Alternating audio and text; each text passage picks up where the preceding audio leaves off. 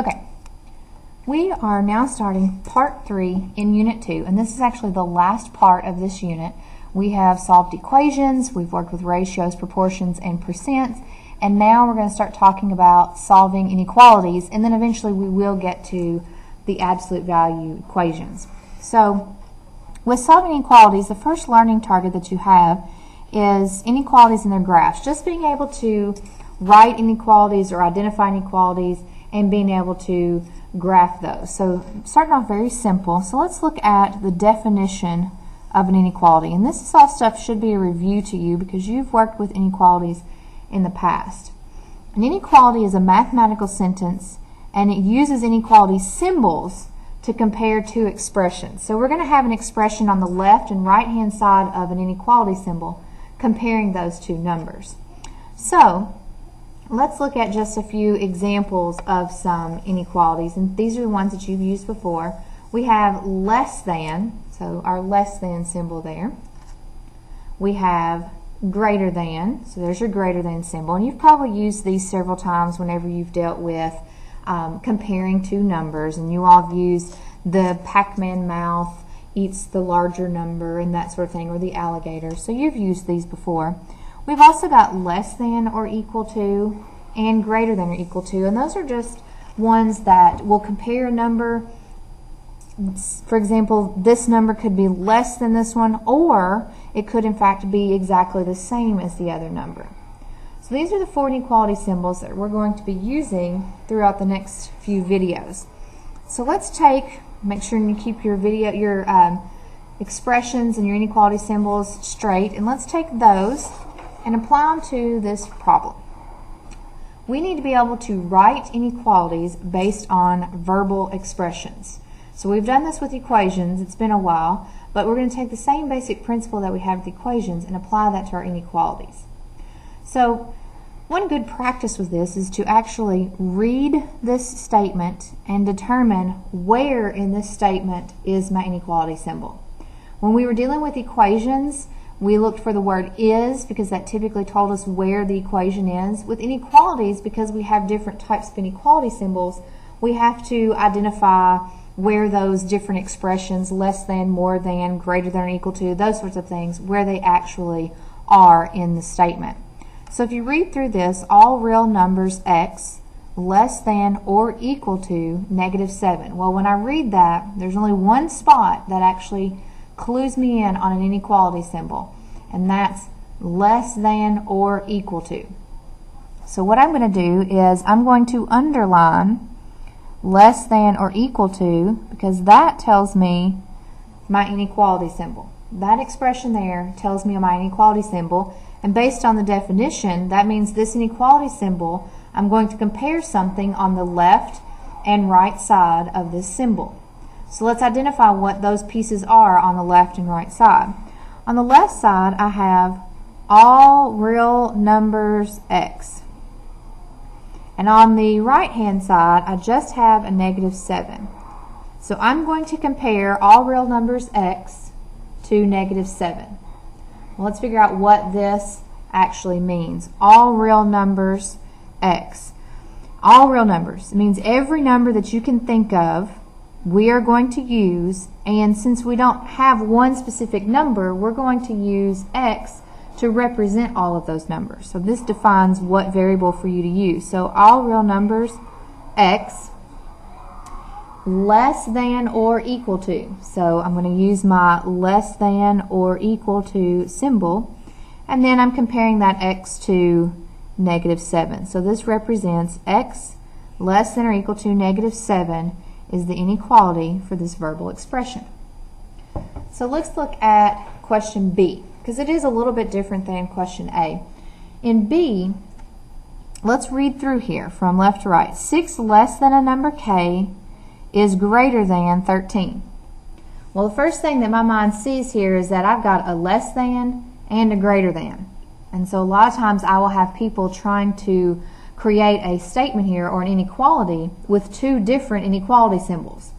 And there are actually inequalities like that. Compound inequalities are something we will get to eventually. But we're just writing simple inequalities right now. So one of these does not represent inequality. One of them must represent something else. So let's read back through here and think about when we were doing equations, I suggested looking for the word is because that was kind of the middle ground or the equation, the equal sign for the equation. So if I find the word is, if I read through here, that could potentially be the middle or the inequality symbol, and on either side of that is would be the two expressions that I am comparing. So let's see if that's the case in this problem. 6 less than a number k is greater than. Well, is greater than tells me that whatever's going on the left side over here is bigger than this 13. So because I was able to locate the word is, that clued me in that is greater than is actually going to be my inequality symbol, and the other part that looked like an inequality symbol is not. It's actually going to be an operation, add, subtract, multiply, divide, something along those lines. So this side, the left-hand side, is going to be compared to just 13. So let's figure out what this side actually is.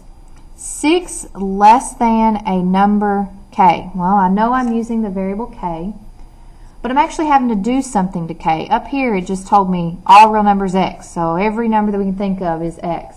But this one wants 6 less than k. Well, one mistake that I have a lot of people make is they will write 6 minus k to represent 6 less than k. But let me go ahead and tell you right now, you can mark that out, that is not correct. Subtraction is not commutative. You can't change the order of your subtraction problem. So you have to be very, very careful with how you set this up. So if I want 6 less than something, I've got to have that something first before I can take 6 from it. So I'm going to have k minus 6. This represents 6 less than k. So this is my expression. Is greater than, so is greater than, inequality symbol, 13. Now I'm not solving any of these inequalities, I'm just simply writing them. So this is the inequality that represents this verbal expression. So take what you have there, what you've done with part A, with A and B there in problem 1, and I want you to copy down these two questions for your turn questions. And unlike some of the other videos, we're not going to go back and solve these together. I want you to solve these on your own, and when you bring your note packet up to be checked, we will go through each one of your turn questions. Or if you start trying to solve these and you don't understand them, or you're not sure if you're doing them correct, then please take them to your teacher then and get the help before moving on to the next example. So take a minute, copy that down, and try those two questions. Now, hopefully you've copied those down, you've worked on those. So let's move on and let's talk about solutions of inequalities. Solutions are any number that makes inequality true, any number. And for inequalities, there are going to be multiples of those. Now, in the past, when we've dealt with equations, we've typically only had one answer. And that's because equations has to be equal to, so typically only one number works. There have been a couple of cases, we did work with some where nothing worked, those were our no solutions, or we had identities where both sides of the equal sign were the same, and so every number worked. It was infinitely many. But typically with equations you have one solution. But with inequalities, we're going to have multiple solutions. So just kind of a hint or thing to think about here is one way that you can identify solutions is to substitute in values, which we've done with equation, and it's really good practice to make sure that the answer you have is correct. It is still good practice for inequalities, but you have to be very careful because you're going to have multiple solutions. You may find when plugging in a number that 5 works, but then you've got to determine, am I talking about everything greater than 5 or less than 5, or does this problem even start at 5? So there's a lot of other things to take into account whenever you're plugging in values. So very good practice. You just have to be very careful when doing that with inequalities. So what I want to do is let's look at how to identify solutions by evaluating. Again, we are not simplifying or solving these. We are just going to evaluate. So we got two different problems here, and all we're going to do is just take what we have for part A here, negative 3, and we're going to plug this in for x. We're just going to see if I substitute negative 3 in for x, does this side of the inequality symbol compare correctly to this side? Meaning, is this side in fact greater than negative 3? So all we're going to do is, in place of this x, we're going to plug in negative 3. So rewrite the inequality 2 times negative 3, making sure if you plug in your numbers anytime you're doing this from here on out, if you use your parentheses, you'll be better off. You'll prevent further mistakes, especially when we get into exponents and everything else, if you will plug your values in with parentheses. Then, so we have 2 times negative 3, then plus 1, greater than negative 3. And let's simplify this. Make sure that you always simplify both sides of the inequality symbol.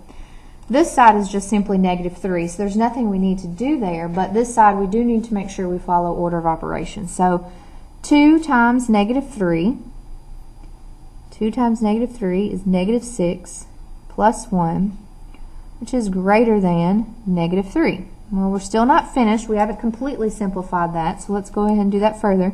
Negative 6 plus 1 is negative 5, greater than negative 3. So based on what we have here, we're saying that negative 5 is greater than negative 3. So ask yourself, is that true? Is negative 5 in fact greater than negative 3? And thinking about your number line, remember negatives go backwards this way, think about a number line. And negative 5 is actually not greater than negative 3. It is smaller. So this is no, negative 3 is not a solution. It does not work. And we've proven that, showing our work here, that negative 5 is not greater than negative 3. Therefore, I cannot plug negative 3 into this equation, or this inequality, excuse me. So let's try part B. Let's do the same thing. In place of x, let's put negative 1 this time. So 2 times negative 1 plus 1 greater than negative 3. 2 times negative 1 plus 1 is greater than negative 3. So let's simplify this just like we did over here. 2 times negative 1 is negative 2 plus 1 greater than negative 3. Let's continue finishing that one out. Negative 2 plus 1, negative 1 greater than negative 3. So let's determine, is that correct? Is negative 1 greater than negative 3? And thinking about my number line running backwards here, negative 1 is in fact larger than negative 3. So yes, negative 1 is a solution. So being able to plug in the values and determine yes or no. Are they solutions or not? Now this does not tell me all the solutions of this inequality. This just gives me a solution to this inequality. Alright, so take what we've got there in problem 2 and write down the your turn question here. You have one inequality, but you have 4 different values I would like for you to plug in. Negative 1, 0, 1, and 3. Plug each one of these in individually and make sure that you simplify your inequality completely, following the order of operations. Be very careful with your subtraction, your signs, and that sort of thing here. And I want to know which of those 4 are solutions.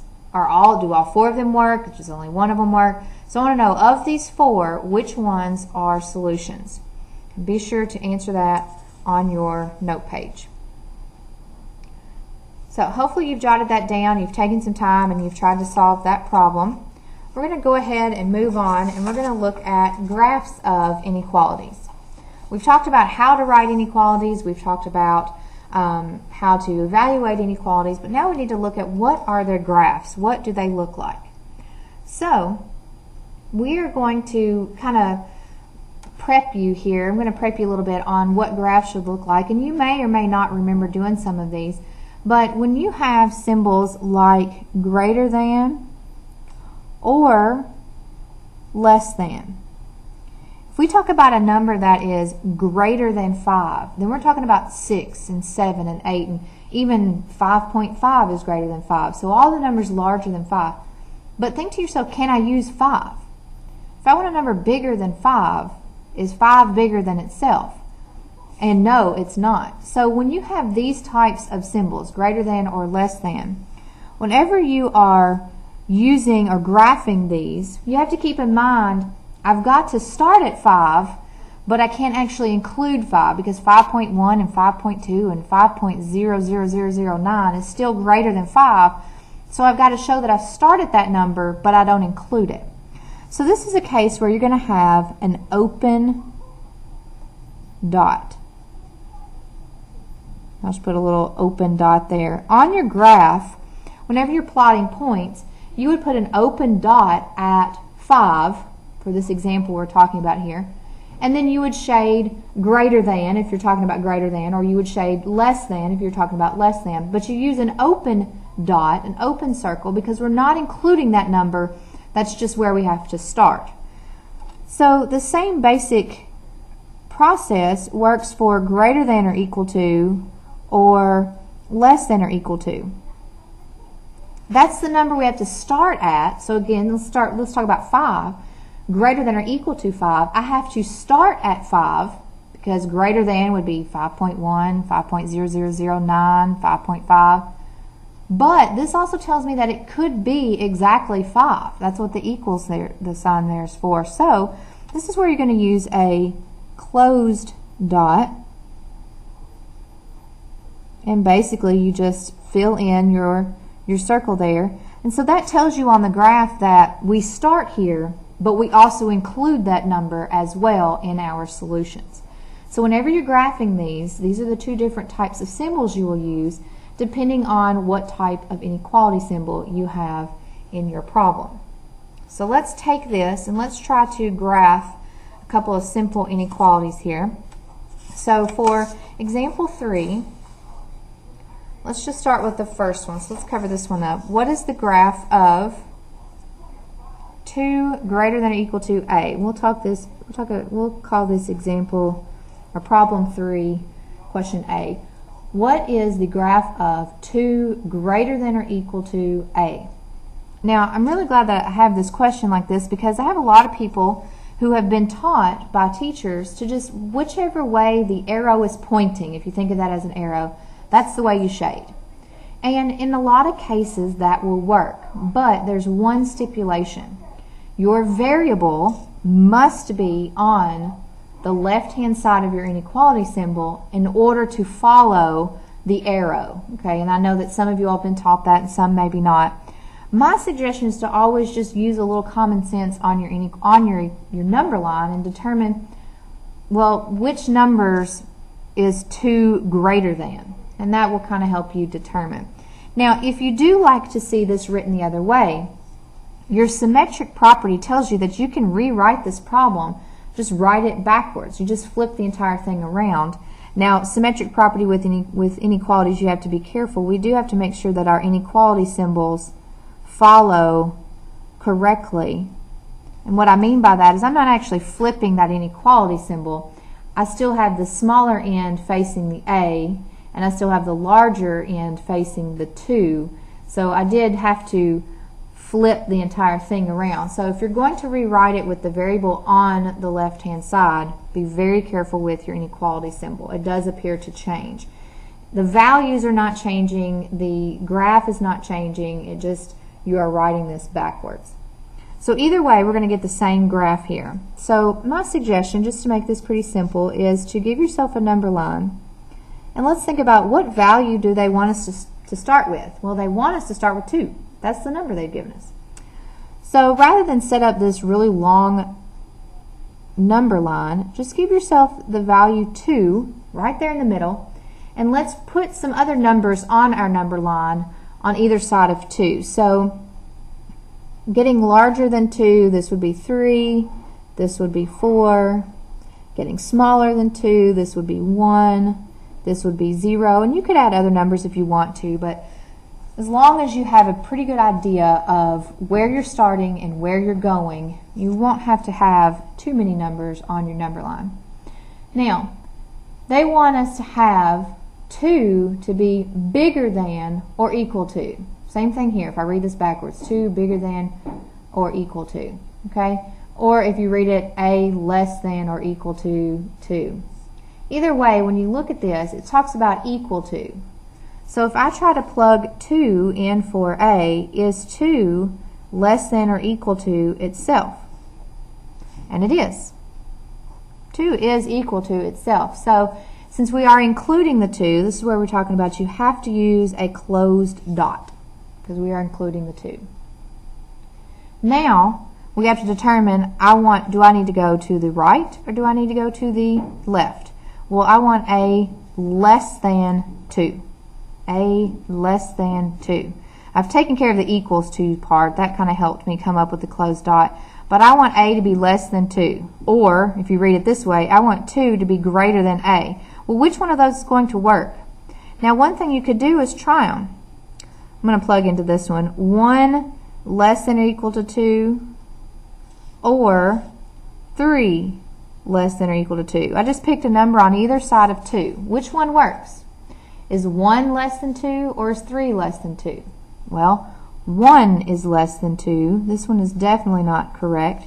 So since 1 is the value that works, that means every number to the left is going to work. So I'm going to shade in my arrow and darken in my line there. So that's the graph of 2 greater than or equal to A. So think about this. Is 2 greater than 1? Yes. Is 2 greater than 0? Yes. So you have correct graph. So let's look at this one. What is the graph of x greater than -4? Okay, so this one's already written with the variable on the left-hand side, so that makes it a little bit easier. We don't have to rewrite that one. But let's go ahead and let's set up our number line, and the number that they want us to start at is -4. So I'm just going to put -4 in here. Now you've got to be very careful in setting up this number line. If I want a couple of numbers larger than -4, you have to think about negative numbers go backwards. So this would in fact be -3, -2, because eventually I would get to 0. And numbers smaller than -4, this would be -5 and -6. So be really careful with your negative numbers when setting up your number line. But let's look at our inequality symbol. I want x greater than -4. And they want us to start at -4 because that's the value they've given us. So let's try this. Is -4 greater than -4? If I plug -4 in for x, does that work? Is -4 larger than itself? And that's a no. That's why we have to start at -4, but we're not going to include -4, so we make that an open dot. We have to start there, but we can't use that number. So now we have to determine, I want x greater than -4. So I've got to figure out which way is greater than this number I'm starting at.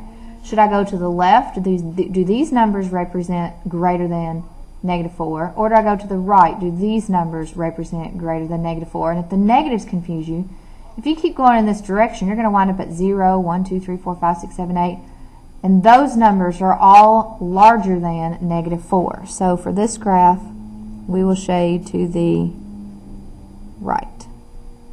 X greater than -4. Alright, so take our graphing there and let's copy these problems down. Problem 3, the your turn. I want you to graph C greater than 0, and I also want you to graph 3 less than or equal to N. So take what you just did in problem 3 that we did together and apply it to these two questions. So pause the video and practice those. Make sure you get help if you don't understand how to solve them. Alright, so hopefully you've solved those problems. And we're going to look at something else with our graphs here. We're going to talk about going from the graph itself to the inequality. Okay, we went from the inequality to the graph. We're going to go backwards now. So we want to know which inequality or what inequality represents this graph. So there's lots of different things we have to figure out here. Where are we starting? What number?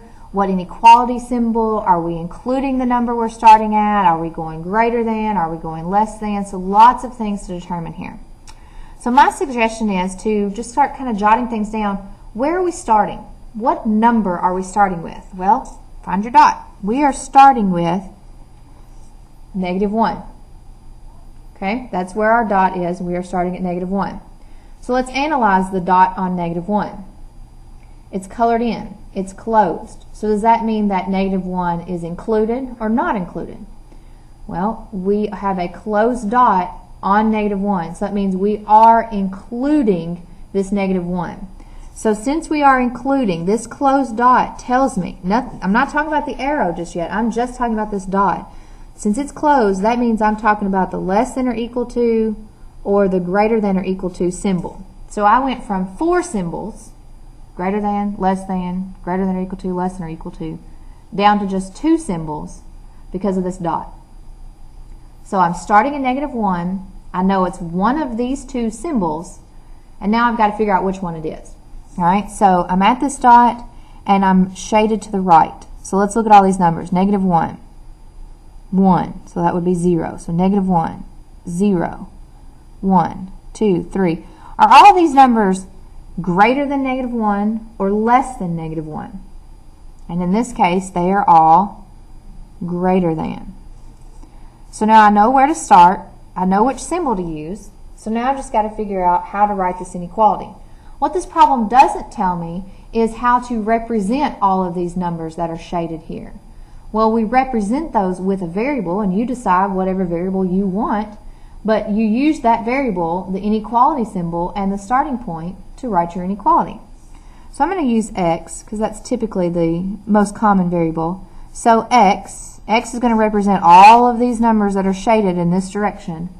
X is greater than or equal to our starting point of -1. And just plug these in and think about it. Is -1 greater than or equal to -1? Well, yeah, it's equal to itself.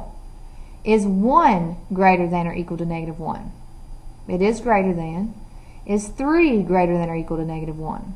Well, 3 is greater than -1, so you know you have the correct inequality. All right, so let's look at B here.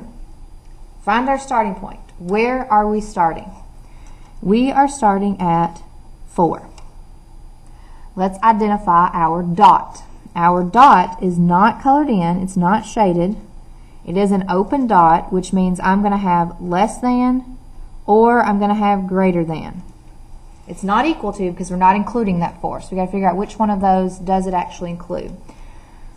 So I'm going down. I've got 3, 2, 1, 0. All of these numbers, all the way to the left, are all less than 4. So I know where I'm starting. I know my symbol. And the variable that I want to use to represent all of these numbers to negative infinity is I'm going to use x again, less than 4. And there's your inequality from your graph. All right, so take that we just did in problem 4, and for your turn, you've got 2 questions here, part A and B, and I want you to write the inequality for each one of these. Making sure you pay attention to your dots, where you're starting, and whether you are going greater or less than your starting point. All right, so we have one more example to look at here. Question or problem 5. And this is just looking at real world inequalities and being able to apply, just looking at things and determining what they mean. The first one, trail rides, and it's kind of hard to read, but this says starting at 1999. So if you were going on a trail ride and you read the poster and it said starting at 1999, think to yourself, how much could this cost? Well, it starts at $19.99. So that means that you're going to pay at least $19.99, but more than likely you're going to pay how much? More than that. So what you need to do is first you need to identify your variable. Okay? So we're going to talk about cost. So let's use C. We're talking about cost. And let C represent the cost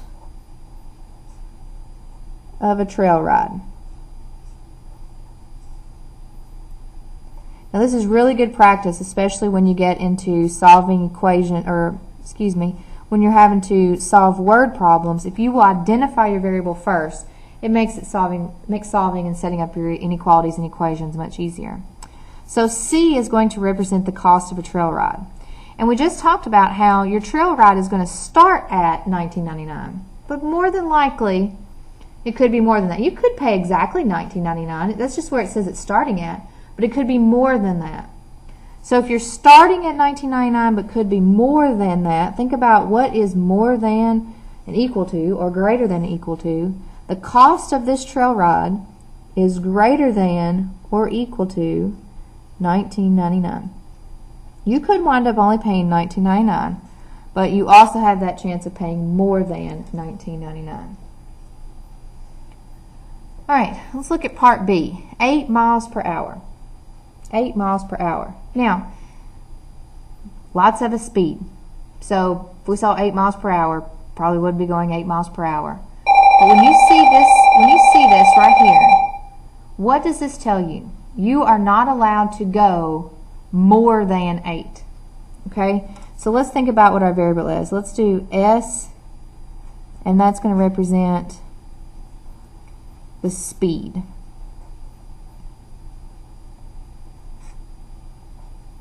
The speed, probably just the speed in miles per hour. That's what we'll do. The speed in miles per hour. All right, so you're not supposed to go over, but can you go under? And some of you all may or may not know this, but lots of roadways actually do have a minimum speed limit that you are supposed to go at least that much, but you should go the exact speed limit posted. But would you get in trouble if you went 7 miles per hour or 6 miles per hour? Now, typically you probably wouldn't get in trouble for 9 or 10, but you're not supposed to go over. So we're talking about the speed for this road should be exactly 8. And notice I'm kind of writing this. It should be exactly 8, or it could be less than 8. It would be okay to go 7 miles per hour. So define your variables, very, very important, and then describe your situation using inequalities. Just simple inequalities there. All right.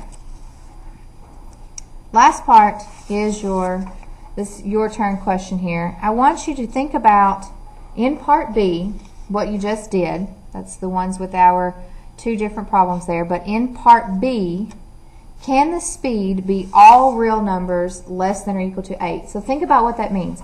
All real numbers less than or equal to 8. You may want to actually write this out and look at it and tell me, is that possible?